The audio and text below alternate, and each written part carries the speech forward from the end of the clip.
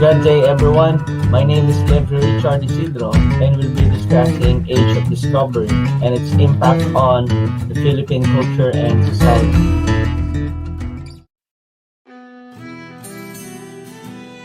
Okay, today we are going to talk about the Age of Discovery and its impact on Philippine culture and society. So, before we move on, ano ba yung tinatawag ni Age of Discovery? The Age of Discovery is also known as the Age of Exploration. So, it is approximately the early modern period. So, from the date of 15th century to the 18th century in European history. So, on these years, ito yung mga panahon ng pananakop ng mga European countries. So, what was the impact of this age of exploration in the Philippine society and culture? Let's find out. On October 12, 1992, various parts of the world, notably North America, led in the celebration or observance of the Columbus Quincentennial. So, this was the mark of the 500th anniversary of the so-called Age of Discovery. So, from 1400s hanggang 1900s, so it's already 500 years. So Christopher Columbus' fateful voyage in 1492, leading to the discovery of what was to become the New World o yung America. He was supposed to have been looking for India in search of spices, and yet he found America. Columbus' achievement caught the imagination of his contemporaries in Spain and Portugal. So in this incipient age of conquest or pananakop. So what is now being referred to as the Age of Discovery was actually a series of invasions or pananakop beginning in the 15th century of territories outside of Europe. Because of the increase of knowledge of the Europeans in cosmography, so it has now become the start of aggressive and ambitious launch of explorations and expeditions to various parts of the vast unknown world o hindi pa ganong kilalang daigdig across the ocean. So Spain's thrust into the New World extended far beyond the American continent. Sa halip na American continent and India lang ang target nila, they found another territories to conquer beyond on their targets. And then in 1511, or roughly 19 years after maglanding ni Columbus sa island of Hispaniola in the Caribbean, the Crown of Portugal laid claim to Malacca halfway around the globe, and what is now known as Malaysia. So this marked the beginning of European expansion in the region. So described by historian Martin Noon, tinatawag niyang the Crown or the great sprawling center of Asiatic commerce, legendary Chersonese emporium of multitude of nations, Chinese, Arab, Hindu, Japanese, Siamese, and the island races of Southeast Archipelago. So Malacca was then the principal distributing center for cloves, cinnamon, pepper, and nutmeg grown in the Moluccas, Sumatra, and Mindanao. Malacca was then the center of trading among nations. So actually earlier, in 1509, Lisbon dispatched Diego Lopez de Siqueira to survey Malacca on the belief that the Spice Islands were in the vicinity and not in India as previously thought. So another ship, captained by a certain De Souza, included among its officers Ferdinand Magellan, who had been an officer in the Portuguese possessions in India and Malacca, and his friend Francisco Serrano. But then, yung target nilang India became Malacca because of the spices believed to be in there a lot. So the conquest of Malacca was the most spectacular development in this period. For this great entrepot was the key to the whole Far Eastern trade. The soldier of fortune Magellan switched his loyalties to Spain, assembled a fleet under his flagship Trinidad, and sailed on September 20, 1519 from Sanlúcar, Spain, On March 17, 1521, Magellan and his epoch-making expedition sighted ground on the archipelago of San Lazaro in what is now the island of Samarin, the Philippines. So this was the beginning of the event that changed the course of history forever in this part of the world. So notably in the country that was to be called Las Islas Filipinas after King Philip II of Spain. And for several generations of the Filipinos, their first introduction to Philippine history was that the Philippines was discovered by Ferdinand Magellan and the first Catholic Mass was held in Limasawa, a tiny island south of Leyte. Because of this colonization, it led to not only one of the longest, but also one of the most cruel colonial regimes in world history. Dito yan sa Philippines. So the Spanish regime systematically destroyed native communities and their institutions, kasama na dyan yung culture ng Philippines. It brutalized the Indios, making them work as forced labor in the government's various projects or as indentured servants to friars or public officials na tinatawag nilang polo y serbisyo. Nasira ang kultura na original na culture ng Philippines, the communities, and the institutions. So the original culture of the Filipinos had been corrupted. And above all, the Spaniards imposed an alien religion, which is Christianity or Catholicism, on the population whose sacred native beliefs and shrines had to be destroyed.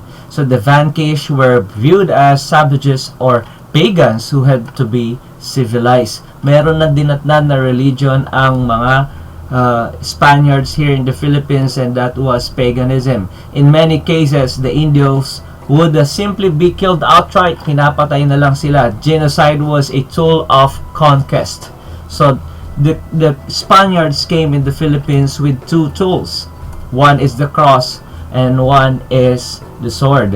So for those who cannot follow the rules of the Spaniards, they need to die. So genocide became a tool of conquest, not only the cross or the religion. The Magellan myth would live on for centuries, and every Philippine history book would invariably begin in 1521 with the discovery. Magellan's portrait or monument would grace public plazas or buildings. In Cebu today, the Magellan Hotel is a prominent landmark. Millions of Filipino parents would name their firstborn son Ferdinand. Magellan's predecessor in the Americas, Christopher Columbus, would be honored with the formation of Knights of Columbus organizations across the country. So meanwhile, the intrepid native leader on Mactan Island in Cebu, Lapu-Lapu, who killed the interfering Magellan in battle, is largely forgotten. To Filipinos today, Lapu-Lapu is the name of fish red snapper. He is not seen or treated as a hero. Mabuti pa ang Knights of Columbus, very proud ng mga Pinoy. Subalit ito'y ipinangalan to commemorate the name of Christopher Columbus, not Lapu-Lapu, our hero. So mas nakilala pa ang pangalang Magellan kesa sa pangalang Lapu-Lapu, who interfered Magellan in conquering the Philippines. Mas gusto pa nga raw ipangalan ng pangalang Ferdinand sa kanilang mga anak kesa kay Lapu-Lapu. At mas marami pa ang establishment and name of places na ipinangalan kay Ferdinand Magellan kesa kay Lapu-Lapu, like just the Magellan Hotel and the Cross of Magellan. And of course, following the discovery of the islands, another conquistador, if you can still remember, Miguel Lopez de Legazpi, effectively annexed for Spain the newfound territory, creating in the process the primate city of Manila in 1571 as the center of conquest, consolidation, government, colonial culture, and conversion of the Indios or the native population to Christianity. The islands were also, according to Spanish chronicler Antonio de Morga, subjected the sovereign light of the Holy Gospel, and the conquest was seen as the handiwork of his King Philip's royal hands. For the next 300 years, this sovereign light.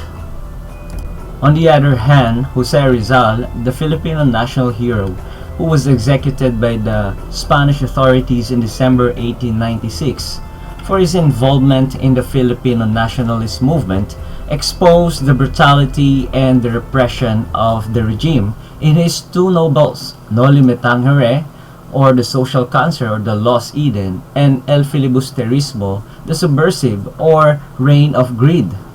Rizal back then unmasked the Spanish hypocrisy which, under the cloak of religion, has come to impoverish and to brutalize us.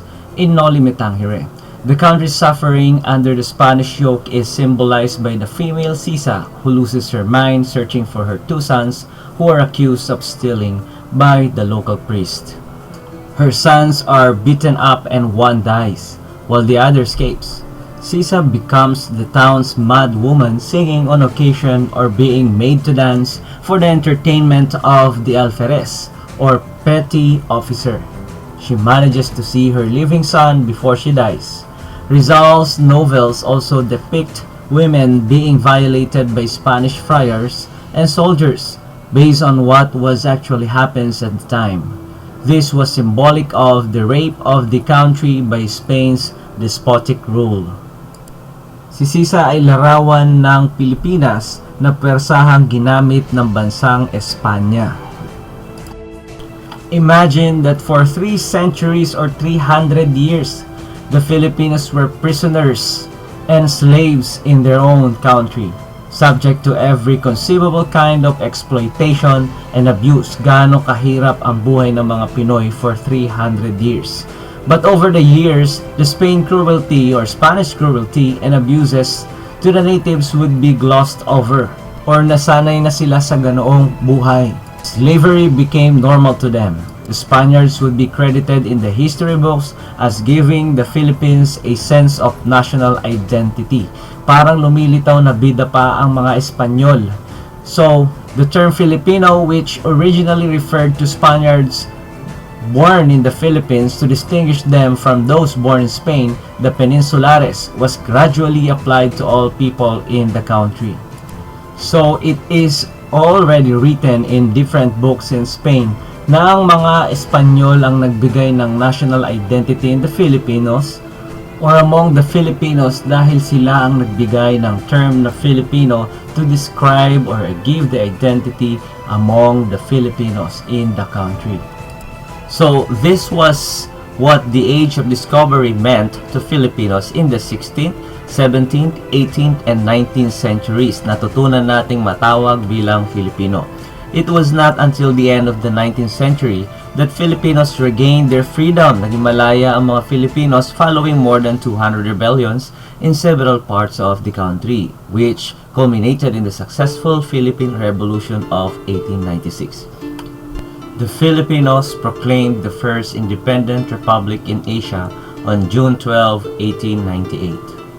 But in a strange twist of fate, ang Pilipinas ay once again colonized by another imperial power, the United States of America, which bought the Philippines from Spain for $20 million.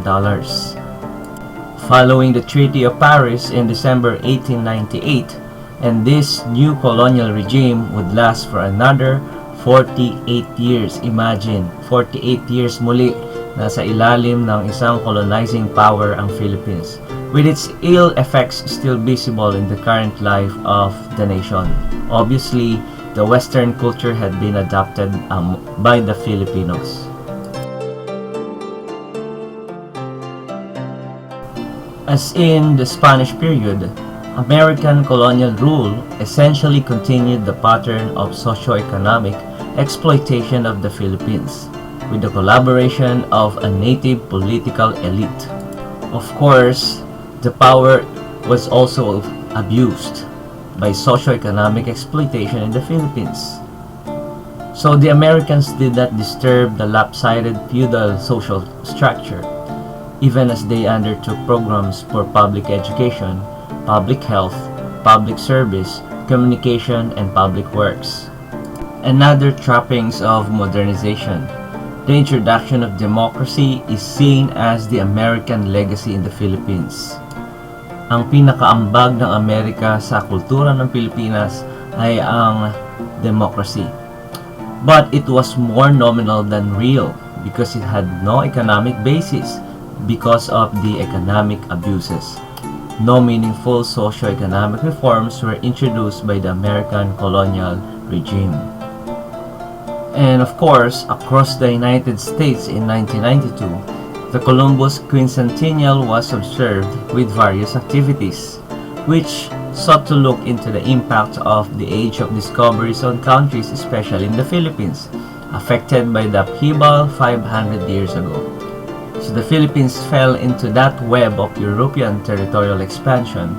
Sabi nga ni Agoncillo, the highly independent barangays or the native settlements in the mid-16th century began to stagger under the impact of Spanish power and eventually lost their freedom.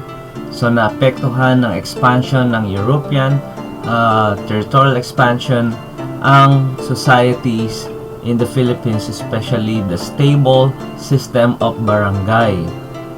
So the Age of Discovery not just gave the advantages to the countries being invaded, but also destroyed the existing system of civilization. So we are tackling up this discussion or topic to deepen our understanding of the consequences o yung mga consequences at epekto ng European conquest in the Philippines. Kasama na dyan yung injustices and inequalities, so which continue to affect several sectors of the Philippine society even today. Likewise, we want to call attention to the need to know more about the indigenous populations and native cultures before the Western conquest. Ano ba yung culture ng ating mga indigenous people and native cultures na meron tayo before the Western conquest? We need to dive deep into that. And then Philippine historiography leans heavily to the Spanish and American periods. Misrepresentations and distortions exist in historical records. Very few references exist on the pre-Hispanic, pre-colonial era when the Philippine communities then were scattered on the path of the advancing conquistadores. It is hoped that this effort to reshape our understanding of the Philippines will lead to more sophisticated or enlightened types of interpretations that recapture the sensitivities and perspectives of the native Filipinos. So kailangan natin pag-aralan ang Philippine historiography nang sa ganon malaman natin yung original identity of the Philippines. Because of this invasion and conquest, nawala ang ating original culture, and we need to enlighten ourselves to these perspectives of the native Filipinos. In seeking to recover the true Filipino history, we need to look more deeply into the pre-colonial milieu. So therefore, we need to understand what kind of society did we have before the conquest of the Europeans. The islands that Magellan supposedly discovered were always there. They had long been there with their own cultures and religions. So bago pa man dumating ang mga Espanyol ay meron ng civilizations ang mga Filipino. They have their own economic or social cultures. Meron na rin silang even religion. Okay? So they were going about in their own peaceful ways. Meron silang sariling kaparaanan on how to live and the traditions. And it, of course, it was just only stumbled by the conquest and invasion of the Europeans. The tribal people resisted the Western intrusion. Hindi nila pinayagan ito. Lapu-Lapu killed Magellan when the latter tried to intervene in a local feud. The people also resisted wholesale baptisms or conversions to Christianity. Pinigilan din nila from paganism to Christianity, subalit things needed to happen. Mindanao was never effectively controlled by Spanish rule. The Muslim communities already had a sophisticated cultural system throughout the archipelago. So, yung mga Muslim, sila itong mga nakapag-resist ng change from the invasion.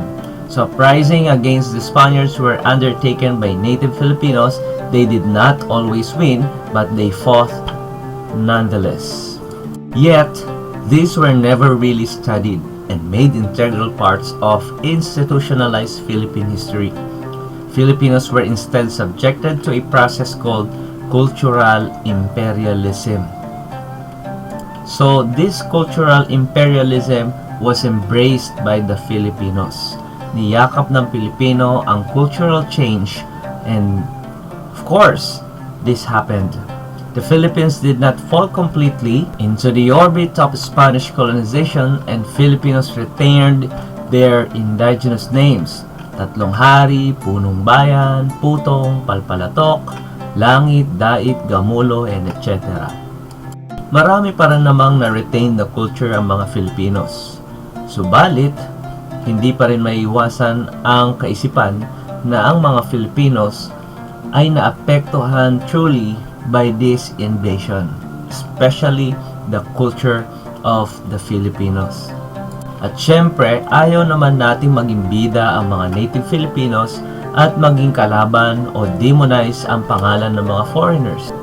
Ang mga nakasulat sa history books natin noong araw ay at mga myths o mga maling paniniwala noong araw ay gusto nating ayusin. At ayaw nating tanggapin ang mga natutunan nating injustices and inequalities na itinuro sa atin ng mga invaders.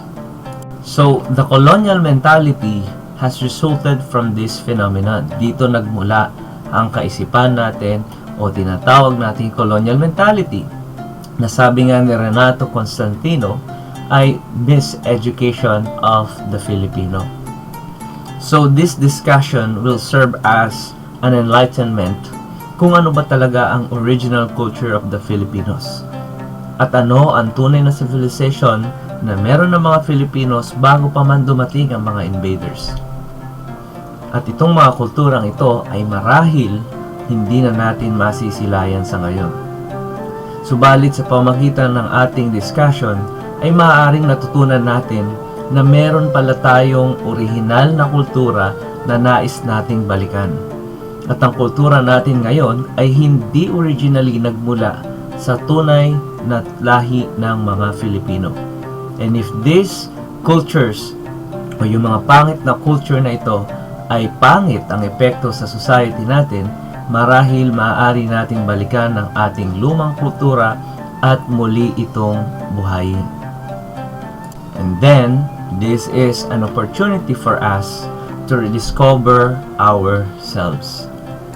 Sana ay may natutunan kayo, and I would like to say thank you for listening and watching this video. Thank you so much for listening and watching. My name is Levi Richard B. Isidro, and I am signing off.